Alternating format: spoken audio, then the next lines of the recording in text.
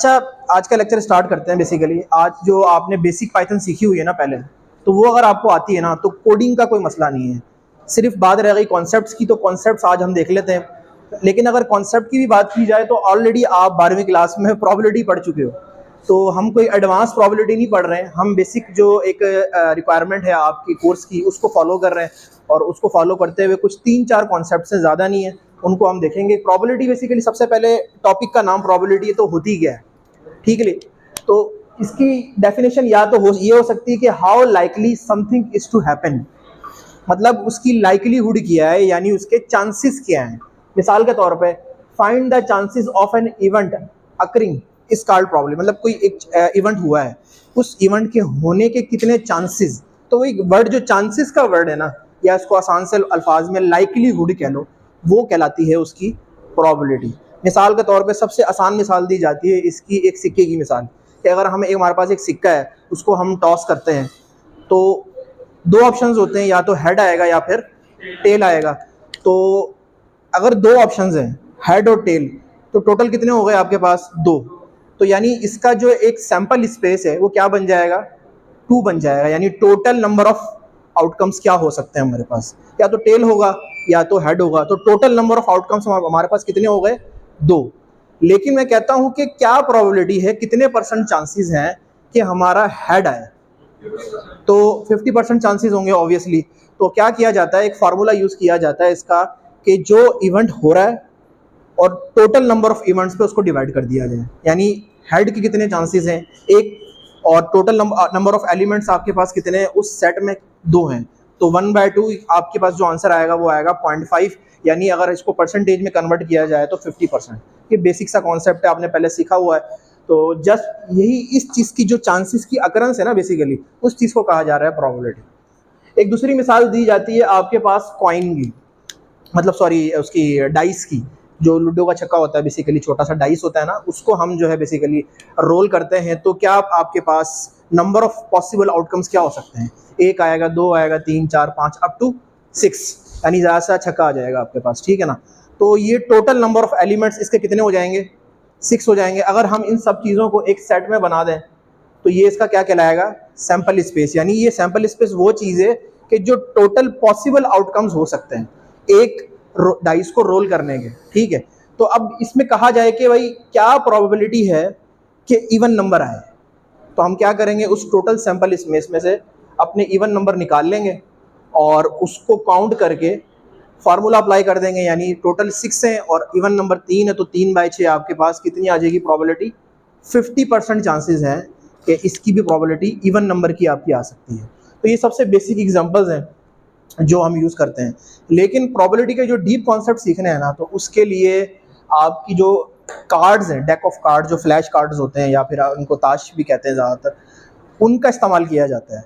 तो ताश बेसिकली सब लोगों ने खेले हुए हैं, तो सबको आइडिया है कि इसमें 4 टाइप्स के होते हैं। स्पेड्स होता है, हार्ट्स होता है, डायमंड और क्लब। अगर इनकी उर्दू की बात की जाए तो इसको चिड़िया कहते हैं, ठीक है। और हार्ट्स को जो है वो दिल कहते हैं, और सिंपल पान कह रहे होते हैं या तो, और इसको हुकुम कहते हैं, और आखिर वाले को ईंट कहते हैं, ठीक है ना। तो हर आपकी कैटेगरी के 13 कार्ड है, मतलब जिन्होंने नहीं खेले हुए उनके लिए, बाकियों को तो आइडिया है इस चीज़ का। तो हर कैटेगरी के कितने हैं? 13 कार्ड हैं। अब टोटल कितने हो गए? 52। अब मैं कहता हूं कि इसमें फेस कार्ड कितने हैं, यानी ऐसे कार्ड जो कि जिन पे फेस होता है, यानी जोकर हो गया, क्वीन हो गया और किंग हो गया। Total number of face cards कितने होंगे? 3 नहीं 12 होंगे ना। तो हर कैटेगरी के 3, तो 4 कैटेगरी है, तो 4 दिया आपके पास 12 होगा, यानी 4 × 3 आपके पास 12 कार्ड्स। अगर मैं कहता हूँ कि फेस कार्ड कितने होंगे तो वो 12 हो जाएंगे।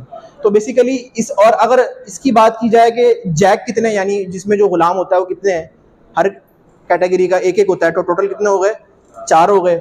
इसी तरह से 4 किंग होंगे, 4 क्वींस होंगी, और 4 ही उसके एस होंगे। अब एस क्या होता है? एक इक्का होता है, सबसे बड़ा जो है ओवरऑल कार्ड्स में उसको माना जाता है, ठीक है। तो ये थोड़ी सी इसकी एनोलॉजी है। अब इसमें एक इवेंट की बात करते हैं। अब इसका सैंपल स्पेस क्या होगा? अगर मैं कहता हूं कि टोटल नंबर ऑफ कार्ड्स मेरे पास हैं, तो वो total number of sample space क्या निकल सकता है हमारा? 52 निकलेगा ना, कि टोटल इसके आपके पास जमा कर देंगे तो 52 आ जाएगा। अब इवेंट ये हुआ है कि प्रोबेबिलिटी बताओ कि कार्ड को निकालने की, उसमें सबसे आपके पास कार्ड आएगा एस, उसकी आप निकालो चांसेस कितने हैं। मतलब डेक ऑफ कार्ड में से एक कार्ड आपने चूज करना है और कितने परसेंट चांसेस हैं कि वो एक इक्का होगा यानी एस होगा। तो सिंपल आप क्या करोगे, फार्मूला अप्लाई करोगे 4/52 और जो भी इसका आंसर आता है यानी 8%, 0.08% इसको मल्टीप्लाई करोगे 100 से, तो आपके पास 8% उसका चांसेस आ जाएंगे, नंबर ऑफ चांसेस। यानी ये चीज़ एक्यूरेट नहीं हो सकती, हो सकता है कुछ और हो, लेकिन ये चांसेस बता रहे होते हैं कि इतने परसेंट चांसेस। यानी हम कहते हैं ना कि ये सारे हमारे पास कल कितने परसेंट चांसेस हैं कि बारिश होगी, तो वो कुछ हमारे पास रिक्वायर्ड पहले चीज़ें होती हैं, उसकी बेस पे हम चांसेस निकाल रहे होते हैं कि कल बारिश होगी, कितने परसेंट चांसेस हैं। तो इस तरह से बेसिकली, और एआई में भी इतना ही इसका रोल है कि आगे जाके आप समटाइम्स इसमें से यूनियन या इंटरसेक्शन की पॉइंट ऑफ से या सम प्रोबेबिलिटी के मेन फार्मूले की बेस पे आप नंबर ऑफ चांसेस निकाल रहे होते हो कि कितने परसेंट चांसेस है कि कल बारिश होगी या ऐसा होगा, या कोई प्रिडिक्शन करनी है आपने। ठीक है, तो इतना ही इसका रोल है एआई में। आगे कुछ इस हवाले से हम देख सकते हैं कि अगर फ़र्ज़ करो इसी चीज़ को मैंने करना है यूजिंग पाइथन, तो जैसे कि मैंने आपको कहा कि बेसिक पाइथन आनी चाहिए, इसमें कोई लाइब्रेरी यूज़ नहीं हो रही है, जस्ट आप मल्टीप्लाई जो अर्थमेटिक ऑपरेटर्स है ना, आप उन्हीं को यूज़ कर रहे हो। अब फ़र्ज़ करो यही अगर इसकी बात की जाए, इसी इवेंट की बात की जाए, तो हमारे पास हम किसको पाइथन में कैसे करेंगे। आप एक बनाओ वेरिएबल कार्ड्स के नाम का, उसमें 52 उसका सैम्पल स्पेस स्टोर कर दो, टोटल एसिस कितने होते हैं, 4 होते हैं एक वेरिएबल में, इसको स्टोर कर दो। और सिंपल मैंने यहाँ पे क्या किया है, एक डिवाइड ही किया है, ठीक है, और डिवाइड करके उसको एक अनदर वेरिएबल में डाल दिया है और सिंपल उसको प्रिंट करवा दिया है। अब प्रिंट में यहाँ पे एक राउंड का एक फंक्शन है, वो क्या बताएगा कि आपको एक लेंथी नंबर ना दे दे, उसको राउंड ऑफ करके दे, और राउंड ऑफ भी कितना करना है, अप टू 2 डिजिट्स तक। ये चीज़ एक नई चीज़ आज आपने सीखी है कि फ़र्ज़ करो अगर फ़र्ज़ हमने किसी भी नंबर को आंसर लेना है तो उसको राउंड ऑफ करना है, तो राउंड का फंक्शन यूज़ करेंगे। और ये डायरेक्ट आप यहाँ भी यूज़ कर सकते हो प्रिंट के फंक्शन में कि राउंड कर दे किसको, इस इंटीजर वैल्यू को जो यहाँ पे पड़ी है, और कॉमा डाल के एक और आर्गूमेंट लिखोगे 2 या 3 या 4 के कितने एलिमेंट्स हमें राउंड ऑफ के चाहिए, तो आपको बता देगा कि आपके पास ये पॉइंट के बाद कितने एलिमेंट्स हमें राउंड ऑफ में चाहिए। 2 चाहिए, अगर 3 लिखोगे तो एक और आ जाएगा 3। तो ये राउंड ऑफ का फिगर हमने कैलकुलेट करना है, तो हम एक आर्गूमेंट एक्स्ट्रा पास कर सकते हैं यूजिंग राउंड फंक्शन। ठीक है, इजी है, इतना मुश्किल नहीं है। अच्छा, अब 3 इवेंट्स इकट्ठे हो रहे हैं हमारे पास कि क्या प्रोबेबिलिटी है कि हार्ट आ जाए जब भी एक कार्ड ड्रॉ किया जाए, या फिर क्या प्रोबेबिलिटी है एक फेस कार्ड आ जाए, या क्या प्रोबेबिलिटी है एक क्वीन ऑफ हार्ट आए। तो सैंपल इस पे हमें पता है 52 ही है, तो इसका क्या होगा, हार्ट का क्या होगा, 13 होते हैं, 52 में से 13, तो 13 उसका इवेंट हो गया। और फेस कार्ड अभी हमने कैलकुलेट किए हैं, ये 12 होते हैं, यानी हर कैटेगरी के 3-3 होंगे, टोटल 12। और क्वीन ऑफ हार्ट ये एक ही होती है, हार्ट की क्वीन एक ही होगी ना, तो इसका 1/52। तो आपको एनोलॉजी समझ आ गई है। अब सिर्फ पाइथन पे कन्वर्ट करना है, तो क्या करोगे आप, सिंपल, अब यहाँ पे हम थोड़ी सी डिफरेंट अप्रोच यूज़ कर रहे हैं यूजिंग अ फंक्शन। हम कहते हैं कि हम फार्मूला तैयार कर लेते हैं पहले। ये मैंने एक फार्मूला तैयार कर लिया using a user defined function. UDF पढ़े थे ना हमने, यूजर डिफाइंड फंक्शन सबसे लास्ट टॉपिक था हमारा पाइथन का, कि यूजर डिफाइंड फंक्शंस कैसे बनाने हैं हमने। तो उसके लिए डीईएफ डेफ का कीवर्ड यूज़ किया जाता है, और उसके बाद कोई भी आप एक वेरिएबल ले लो और वेरिएबल में उसके 2 आर्गूमेंट्स पास कर दो, एक्स वाई। अब यहाँ पे वेरिएबल हमने लिया इवेंट प्रोबेबिलिटी, ठीक है, कि प्रोबेबिलिटी के इवेंट्स हो रहे हैं। ठीक है, हमारे पास कौन कौन से इवेंट है, 3 इवेंट्स हैं, और उसके अंदर हमने आर्गूमेंट क्या पास किया कि इवेंट का आउटकम कॉमा सैंपल स्पेस। यही होता है ना, फार्मूले में 2 चीज़ें होती हैं। अगर मैं प्रोबेबिलिटी के फार्मूले की बात करूं तो इवेंट होता है और नीचे क्या होता है, सैंपल स्पेस। तो मैंने यहाँ पे अपनी मर्जी से इवेंट आउटकम और सैंपल स्पेस वेरिएबल बना ली है। अब ये भी यहाँ पे हमने क्या किया है कि जस्ट उसको इनिशियलाइज किया है। अब उसको बताना है कि ये बेसिकली क्या है इवेंट आउटकम। तो हम क्या करेंगे, एक प्रोबेबिलिटी का फंक्शन बनाएंगे जिसमें हम उस जो फार्मूला है उसकी डिवीजन कर देंगे सिंपल, और बाद में इस चीज़ को दोबारा रिटर्न कर देंगे और राउंड ऑफ करके देगा अप टू 1%। अच्छा, यहाँ पे मैंने 100 पहले ही लगा दिया है ताकि आंसर मेरा पॉइंट की फॉर्म में ना आए, परसेंटेज की फॉर्म में आए। तो मैं उसको 100 से मल्टीप्लाई पहले ही कर रहा हूँ, फंक्शन के अंदर ही कर रहा हूँ इस चीज़ को। अब आगे क्या करना है, ये आपका फार्मूला तैयार हो गया, जो ये फार्मूला है यूजिंग यूजर डिफाइन। अब ये एक दफ़ा ही तैयार करना काफ़ी है, और बार बार हम आगे आर्गूमेंट्स देके अपना आउटपुट ले सकते हैं। अब हमारे ये तीनों इवेंट हैं, कार्ड्स कितने हैं 52, हार्ट्स कितने हैं 13, फेस कार्ड कितने हैं 12, और क्वीन ऑफ हार्ट्स कितनी है 1। इनके बना लिए वेरिएबल। आप अगर ये मुश्किल लग रहा है तो एक्स वाई जेड करके बना लो वेरिएबल आसानी के लिए, अगर कोडिंग थोड़ी शॉर्ट करनी है आपने, ठीक है। और उसके बाद पहला क्या है कि हार्ट की कितनी प्रोबेबिलिटी है, तो मैंने क्या कहा, हार्ट एक बनाया वेरिएबल हार्ट अंडरस्कोर प्रोबेबिलिटी, और यहाँ पे कह दिया इवेंट प्रोबेबिलिटी। ये वही चीज़ है जो ये है। अब यहाँ पे आपको ये दोनों एक्स वाई की वैल्यू देनी है। यहाँ पे इवेंट क्या था, हार्ट, पहली इवेंट की बात हो रही है, इस इवेंट की बात हो रही है, ये पहला इवेंट है। ये तो सैंपल स्पेस है ना आपके पास, पहला इवेंट ये है, दूसरा इवेंट ये है, तीसरा इवेंट ये है। अब आपने यहाँ पे नंबर ऑफ एक्स और वाई की वैल्यूज पास करनी है जो आपने फंक्शन बनाया था। पहला आपके पास फंक्शन का एक्स क्या है, यानी उसका इवेंट आउटकम क्या है, हार्ट। तो हम क्या करेंगे, हार्ट्स यहाँ पे लिख देंगे क्योंकि हमने हार्ट्स में 13 स्टोर किया हुआ है। और उसके बाद कार्ड्स कितने हैं टोटल, यानी सैंपल स्पेस ये 52 है, तो हमने इसको यहाँ स्टोर करवा दिया।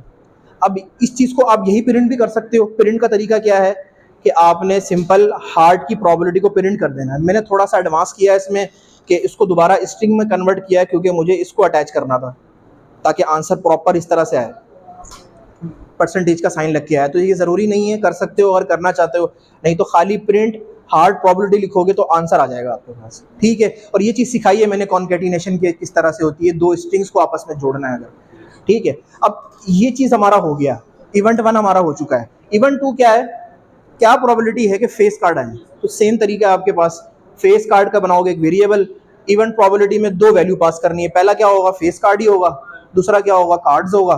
तो ये उसके बाद उसको प्रिंट कर लो, ठीक है। और तीसरा हमारे पास इवेंट क्या है कि queen of hearts, queen of hearts एक ही होती है। और उसके बाद हम क्या करेंगे, एक बनाएंगे वेरिएबल। अगर आपको इतने बड़े बड़े वेरिएबल नहीं बनाने तो सिंपल एक्स वाई जेड की वैल्यू ले सकते हो, ठीक है। ये जस्ट मैंने समझाने के लिए यहाँ पे इतने बड़े बड़े वेरिएबल बनाए। और इवेंट की प्रोबेबिलिटी होगी, यहाँ पे एक्स क्या होगा, ये क्वीन ऑफ हार्ट्स जो कि उसका इवेंट है, इवेंट नंबर 3। आप इसको E3 भी कह सकते हो आसानी के लिए। और कार्ड्स कितना होगा आपके पास, ये सैंपल स्पेस, ठीक है। और उसके बाद इसको प्रिंट करोगे तो आपके पास इसकी प्रोबेबिलिटी आ जाएगी। तो ईजी है, इसको कोड करना कोई मुश्किल नहीं है, वो बेसिक पाइथन ही यूज़ होगी, सिंपल। बाकी फंक्शंस आगे देखते हैं। अगला हमारे पास ऑप्शन है कि इंडिपेंडेंट और डिपेंडेंट इवेंट क्या होते हैं, या इसको आसान अल्फाज में कंडीशनल प्रोबेबिलिटी भी कहा जाता है। कि अभी यहाँ तो एक इवेंट हुआ, उसको कोई मतलब नहीं है कि आगे क्या हो रहा है पीछे क्या हो रहा है, लेकिन अगर फर्ज करो 2 इवेंट्स एक साथ हो रहे हैं, अब वो या तो इंडिपेंडेंट हो सकते हैं या तो वो एक दूसरे पर डिपेंडेंट हो सकते हैं। मिसाल के तौर पे ये कार्ड्स हैं हमारे पास, ठीक है ना। इसमें से पहला इवेंट हुआ कि लेट से मान लो किंग ऑफ स्पेड निकल गया, मतलब सॉरी किंग ऑफ क्लब निकल गया, ये निकल गया, इसको मैंने वापस रख दिया। मतलब एक बंदे ने ड्रॉ किया और इसको वापस रख दिया, ये एक इवेंट हुआ है, वापस रख दिया उसने। अब मैं कहता हूँ एक और कार्ड निकालो, इस दफ़ा उसने निकाल लिया किंग ऑफ स्पेड, ठीक है। तो किंग ऑफ स्पेड जो उसने निकाला है ना, तो हुआ क्या, पहले जब उसने निकाला था किंग ऑफ तो वो वापस रख दिया था, यानी दोबारा सैंपल स्पेस उतना ही हो गया, ठीक है। पहले एक कार्ड निकाला, लेट से ये कार्ड निकाला मैंने और मैंने वापस रख दिया, तो सैंपल स्पेस दोबारा 52 हो गया। अब मैं कहता हूँ कि इस कार्ड को निकालो और अपने पास रख लो, सैंपल स्पेस चेंज हो गया 51। तो जब सैंपल स्पेस चेंज हो जाए एक इवेंट होने के बाद तो उसको कहते हैं डिपेंडेंट इवेंट। और जब सैंपल स्पेस चेंज नहीं हुआ, मैंने कार्ड निकाला और वापस रख दिया, सैंपल स्पेस फिर सेम है, तो उसको कहते हैं इंडिपेंडेंट इवेंट। समझ आया ये, यानी हो क्या रहा है, दोबारा सुनो, एक दफ़ा मैंने कार्ड निकाला है और दोबारा रख दिया, तो सैंपल स्पेस सेम है, दोबारा 52 ही है। मैं दोबारा निकालूंगा तो 52 कार्ड्स के अंदर से एक और कार्ड निकालूंगा। अब एक इवेंट होता है कि मैं एक कार्ड निकालता हूँ और वापस अपने पास रख लेता हूँ, उसके सैंपल स्पेस में नहीं रखता। तो अब ये कितनी वैल्यूज़ हैं, ये 51 वैल्यूज़ हैं, सैंपल स्पेस आपका चेंज हो चुका है। तो इस चीज़ को कहते हैं डिपेंडेंट, यानी ये पहले वाले इवेंट पे डिपेंड है, क्योंकि पहले क्या हुआ था, कार्ड निकाला गया और रख लिया गया अपने पास, दूसरा वाला इवेंट पहले पे डिपेंडेंट है, तो इसको कहेंगे डिपेंडेंट इवेंट। और अगर फर्ज करो कार्ड निकाला और हमने वापस रख दिया, सैंपल स्पेस चेंज नहीं हुआ, तो उसको कहेंगे इंडिपेंडेंट इवेंट। ईजी है, मुश्किल नहीं है। अच्छा, तो यही चीज़ मैंने यहाँ लिखी हुई है कि 2 events don't impact the probability of another, यानी अब पहले इवेंट की प्रोबेबिलिटी निकालेंगे, तो एक कार्ड हमने निकाला divided by sample space 52, answer आ गया हमारे पास। अब ये क्या केस था, इंडिपेंडेंट का केस था। अब डिपेंडेंट के केस में एक कार्ड निकाला लेकिन जेब में रख लिया हमने, उस केस में प्रोबेबिलिटी डिफरेंट आएगी, क्योंकि सैंपल स्पेस चेंज हो गया आपका। तो इस चीज़ को कहा जा रहा है कि have impact to one another, यानी मिसाल के तौर पे एक इवेंट का दूसरे इवेंट पे एक इम्पैक्ट है, उसको कहा जा रहा है यहाँ डिपेंडेंट इवेंट। अब ये दोनों आपको चीज़ें समझ आ गई हैं। अब सिंपल हमने इसी चीज़ को कोड के जरिए करना है तो हम कर सकते हैं, इतना मुश्किल नहीं है। देखो हो क्या रहा है, पहले हमारे पास कार्ड कितने हैं, 52। एक बनाया वेरिएबल सी, आप कार्ड से बना सकते हो, अब जरा शॉर्ट फॉर्म में बनाया मैंने। एक सी आपके पास कार्ड है, टोटल कार्ड्स 52। और दूसरा आपके पास एक इवेंट हुआ कि कार्ड एक निकाल लिया गया और ड्रॉ कर लिया गया, मतलब सीडी मतलब एक कार्ड ड्रॉ कर लिया गया, और तो उसका इवेंट का क्या वैल्यू होगी 1, कोई सा भी कार्ड हो सकता है। तो आप क्या करोगे, पहले वाले में से टोटल कार्ड में से उसको माइनस करोगे, और एक इवेंट हुआ फिर एस का कि एस इतने हैं, तो अब आपने इसकी इवेंट प्रोबेबिलिटी निकालनी है। हमने फंक्शन पहले ही बनाया हुआ है, आप उसको इसी के नीचे करोगे, बार बार फंक्शन बनाने की जरूरत नहीं है। अगर आपने शुरू में एक दफ़ा फंक्शन बना लिया है तो वो सबके लिए ट्रू होगा। आपने क्या करना है, ए की वैल्यू देनी, कार्ड्स की वैल्यू देनी है, आपके पास आंसर आ जाएगा। दूसरे इवेंट में क्या करोगे, आप एसीज निकाल दोगे, एक कार्ड निकाल दोगे तो आंसर क्या हो जाएगा, सैंपल स्पेस का 51। तो 51 के साथ करोगे तो आंसर डिफरेंट आएगा। सेम केस है, हम कुछ भी नहीं कर रहे, माइनस कर रहे हैं और उसके बाद डिवाइड कर रहे हैं, यूजिंग अर्थमेटिक ऑपरेशन कर रहे हैं। तो कॉन्सेप्ट वही है, ठीक है, डिपेंडेंट का और इंडिपेंडेंट का। समझ आया ये इंडिपेंडेंट और डिपेंडेंट क्या होता है। अच्छा, एक चीज़ है जॉइंट प्रोबेबिलिटी। जॉइंट प्रोबेबिलिटी में क्या होता है, दो इवेंट्स होते हैं आपके, ठीक है। अब वो दो इवेंट्स भी इंडिपेंडेंट हो सकते हैं या डिपेंडेंट हो सकते हैं। जब दो इवेंट्स की बात आ जाती है ना, या दो से ज़्यादा इवेंट्स की बात आ जाती है, तो वो दो इवेंट्स या तो इंडिपेंडेंट होंगे या डिपेंडेंट होंगे। अब जॉइंट प्रोबेबिलिटी में इंडिपेंडेंट के केस में एक फार्मूला आता है इंटरसेक्शन का, यानी एक इवेंट ए है, एक इवेंट बी है, दोनों इवेंट इंडिपेंडेंट है, ये कंडीशन है लेकिन साथ में। तो क्या होगा, हम दोनों को जस्ट दोनों की प्रोबेबिलिटी फाइंड करेंगे और उनको मल्टीप्लाई कर देंगे आपस में, तो हमारे पास क्या आ जाएगा, टोटल प्रोबेबिलिटी आ जाएगी, ठीक है। अब जॉइंट प्रोबेबिलिटी में दो इवेंट्स हैं लेकिन दोनों क्या है, डिपेंडेंट है, तो उनके साथ क्या करेंगे, हम इंटरसेक्शन करेंगे लेकिन दूसरे वाले को पहले पे डिपेंड करवा देंगे। तो पहले क्या होगा, पहले ए का प्रोबेबिलिटी फाइंड होगी और उसके बाद बी की प्रोबेबिलिटी फाइंड होगी गिवन ए। इसमें क्या होगा, सैंपल स्पेस कम हो जाएगा, यानी ये जो प्रोबेबिलिटी आपके पास आएगी ना, इसमें सैंपल स्पेस कम होगा तब प्रोबेबिलिटी फाइंड होगी, ये टोटल के साथ फाइंड होगी और दोनों को क्या कर देंगे, आपस में मल्टीप्लाई कर देंगे, तो आपके पास क्या आ जाएगी, जॉइंट प्रोबेबिलिटी आ जाएगी। मैंने दोनों की छोटी सी एग्जांपल भी लिखी हुई है यहाँ पे कि हमारे पास एसीज हैं, चार्ट ड्रॉ करने, हमने उनको क्या किया, रिप्लेस कर दिया और फिर शफल कर दिया, और दोबारा जो है एक और कार्ड निकाला, तो क्या होगा, हमारे पास सैंपल स्पेस सेम है, वही बात जो मैंने यहाँ की थी। अब यहाँ पे क्या हो रहा है, पहला इवेंट हुआ, दूसरा इवेंट ये है, पहले इवेंट में हमारे पास एसीज आ रहे हैं तो उसका क्या प्रोबेबिलिटी है, 4, टोटल कितने हैं, 52। अब दोबारा इवेंट जो हो रहा है, वो हमने एस जो निकाला था वो अपने पास रख लिया था, तो टोटल हम बाकी कितना रह गया हमारे पास, 51। और अब एसीज की प्रोबेबिलिटी कितनी हो गई, 3/51। तो दोनों को मल्टीप्लाई करेंगे तो उनकी जॉइंट प्रोबेबिलिटी आ जाएगी। तो होता कुछ भी नहीं है, सिंपल आपके पास मल्टीप्लिकेशन हो रही है, डिवीजन हो रही है, अर्थमेटिक ऑपरेटर यूज हो रहे हैं, फंक्शन बनाओ या सिंपल कर लो बिना फंक्शन के। तो इसका एक छोटा सा कोड मैंने यहाँ लिखा हुआ है और ये वाला आप खुद कर लेना, तो इतना मुश्किल नहीं है, जस्ट इतना कोडिंग इसकी इतनी मुश्किल नहीं है, सिंपल आपके अर्थमेटिक ऑपरेटर यूज हो रहे हैं। अगर अर्थमेटिक ऑपरेटर नहीं यूज़ करना तो एक फंक्शन बना लो, उसकी हमने यहाँ पर डिटेल बात की है कि फंक्शन किस तरह काम कर रहा है, हो जाएगा ये। अच्छा, उसके बाद ये तो है जॉइंट प्रोबेबिलिटी। डिसजॉइंट प्रोबेबिलिटी क्या होती है, जब दो इवेंट्स हो रहे हैं उनका इंटरसेक्शन ले लेना, यानी उसमें से जो एक जैसे होते हैं। इंटरसेक्शन का क्या मतलब होता है, एक जैसे, यानी दो सेट्स के अंदर या दो इवेंट्स के अंदर एक जैसी वैल्यूज को हम क्या कहते हैं, इंटरसेक्शन कहते हैं, और यूनियन होता है तरतीब से मिला देना, यानी टोटल आपके इवेंट्स जो होते हैं उनको आप तरतीब से मिला देते हो, यानी ऐड कर देते हो आसान से अल्फाज में।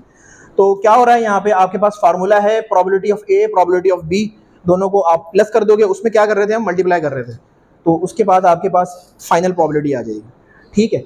और इसको भी आप फाइंड कर सकते हो, सिंपल है, कोई मुश्किल नहीं है। आपने क्या करना है, जस्ट एडिशन करनी है, और एक का इसका मैंने कोड लिखा हुआ है यहाँ पे, जस्ट अगर आपके पास टोटल कार्ड्स हैं, अगर हार्ट की प्रोबेबिलिटी क्या होगी, आपकी एस की प्रोबेबिलिटी जो इसकी क्लब्स की प्रोबेबिलिटी क्या होगी, तो वो 13 दोनों है, और टोटल नंबर ऑफ सैंपल्स आपके पास 52 है। तो आप इसको सिंपल फंक्शन में लगा सकते हो या डायरेक्टली कर सकते हो डिवीजन के मेथड से, तो ये भी हो जाएगा। अच्छा, यहाँ तक आपकी प्रोबेबिलिटी के कॉन्सेप्ट ना मेन खत्म हो जाते हैं, लेकिन एक आखिरी थ्योरम है Bayes theorem. Bayes theorem basically एक फार्मूला है, शायद आपने पढ़ा भी हो। उसमें क्या कहता है, probability of A given B. Normally इसका फार्मूला यही होता है ना कि हमारा अगर probability of B given A multiply by probability of A divided by probability of B. Bayes theorem ये कहता है कि अगर ये चीज़ निकालनी है ना, आपने एक प्रोबेबिलिटी को दूसरे पे डिपेंड करवाना है, तो इस मेथड से फाइंड किया जाए तो उसकी वैल्यू ज़्यादा एक्यूरेट आती है। बेस ये कहता है, बेस एक साइंटिस्ट था, उसने कहा कि अगर हमारे पास दो इवेंट्स हैं और दोनों डिपेंडेंट हैं एक दूसरे पे, उसकी प्रोबेबिलिटी अगर इस मेथड से फाइंड की जाए तो ज़्यादा एक्यूरेट आएगी। उसने ये कहा था जस्ट। तो सिंपल है, आप क्या करोगे, प्रोबेबिलिटी ऑफ बी गिवन ए निकालोगे, उसको मल्टीप्लाई कर दोगे प्रोबेबिलिटी ऑफ ए से और डिवाइड कर दोगे प्रोबेबिलिटी ऑफ बी से, तो उसके पास जो आंसर आएगा वो ये कहता है कि वो ज़्यादा एक्यूरेट होगा रेदर देन कि आप उसको उस जो ये वाला मेथड है इससे फाइंड करो। वो बेस थ्योरम हो गया ना, बाद में बेस नाइव बेस के कॉन्सेप्ट में आ जाता है। तो बेसिकली बेस थ्योरम इसी पे डिपेंड कर रहा होता है आपका, जो आप मशीन लर्निंग में पढ़ रहे हो ना, जो कुछ लोग जो मशीन लर्निंग पढ़ रहे हैं ऊपर 6 सेमेस्टर में, तो वहाँ पर भी यही एक कंडीशन यूज़ की जा रही होती है। जस्ट हम एक इसको, अच्छा इसको कर सकते हैं, इसका मैंने कोड यहाँ नहीं लिखा क्योंकि सिंपल है। जस्ट आप एक प्रोबेबिलिटी निकालोगे, बी की निकालोगे, इसकी निकालोगे और तीनों को मल्टीप्लाई करके डिवाइड कर दोगे, तो वो सिंपल आपके अर्थमेटिक ऑपरेटर यूज़ हो रहे हैं। इसलिए पाइथन कोड मैंने यहाँ पे डिस्कस नहीं किया, जस्ट एक फार्मूला था तो फार्मूला मैंने यहाँ पे लिख दिया। इसके बाद एक चीज़ आती है कॉन्टिन्यूस और डिस्क्रीट वेरिएबल कह लो या प्रोबेबिलिटी कह लो। अगर उस वेरिएबल की प्रोबेबिलिटी निकाली जाए तो बेसिकली होता क्या है, डिस्क्रीट फंक्शन एक ऐसा फंक्शन होता है जो आपके पास या तो पॉजिटिव दे, 0 दे या 1 दे। आपके पास एक ऐसी वैल्यू जो 0 हो या 1 हो। मिसाल के तौर पे या तो कल बारिश होने के चांसेस है, इट्स मीन 0, या तो इट्स मीन 1, और अगर नहीं है तो इट्स मीन 0। दो ही बातें हो सकती हैं, 0 होगा या फिर 1 होगा। तो इस चीज़ की, इस ऐसी कंडीशन को कहा जाता है डिस्क्रीट, यानी काउंटेबल, जो काउंट हो जाए, यानी बारिश होगी या फिर नहीं होगी, 0 होगा या फिर 1 होगा। जैसे आप उसको पढ़ते हो, डीएलडी जिसने पढ़ी है, ट्रूथ टेबल पढ़े हैं, और गेट एंड गेट में या तो होगा या फिर नहीं होगा। तो इस तरह की कंडीशन को हमेशा कहा जाता है डिस्क्रीट। तो उसका ग्राफ हम आराम से बना सकते हैं 0 1 की फॉर्म में, कि ये 0 है, ये 1 है, अगला स्टेप 0 हो सकता है या 1 हो सकता है। तो ये बेसिकली काउंटेबल है, हम ये आइट्रेशन सारी काउंट कर सकते हैं। अब मिसाल के तौर पे 0 और 1 के दरमियान कितने पॉइंट्स हैं, 0.1, 0.2, 0.3, कितने पॉइंट हो सकते हैं। फिर 0.1 से 2 के दरमियान कितने पॉइंट हो सकते हैं, 0.01, 0.02। तो ये सारी चीज़ें जो बीच की वैल्यूज होती है ना, ये सारी होती है कॉन्टिन्यूस, इनको हम काउंट नहीं कर सकते, ठीक है। तो ऐसे वेरिएबल्स को कहा जाता है कॉन्टिन्यूस वेरिएबल्स, और इनकी प्रोबेबिलिटी अगर फाइंड की जाए तो वो क्या कहलाएगी, कॉन्टिन्यूस प्रोबेबिलिटी, ठीक है। तो ये छोटा सा कॉन्सेप्ट था डिस्क्रीट का और कॉन्टिन्यूस का, कि अगर आपके पास दो वैल्यूज हों, या तो होगा या नहीं होगा, ट्रू होगा या फॉल्स होगा, तो वो क्या है, बेसिकली एक डिस्क्रीट वैल्यू है। यूज़ तो खैर हमने इसका कोई कोड वगैरह तो है नहीं, मेरे ख्याल से यूज़ भी नहीं होनी ज़्यादा। तो जस्ट एक आइडिया मैंने आपको दिया है कि डिस्क्रीट और कॉन्टिन्यूस में फ़र्क क्या होता है।